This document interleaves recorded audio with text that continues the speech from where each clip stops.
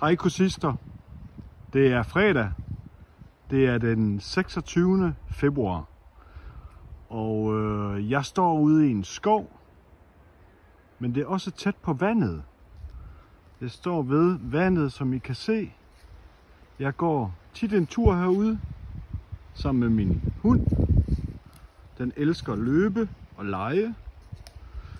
Og jeg kan godt lide at komme ud og gå en tur her. Fordi jeg slapper af. Og jeg bruger min krop. Det er vigtigt, kursister. I skal ud og gå en tur. Få frisk luft.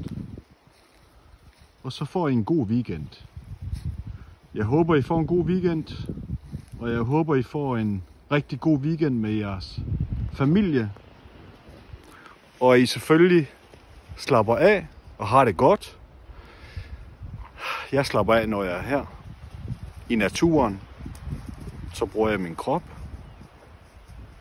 Og så er jeg klar til en god weekend. God weekend.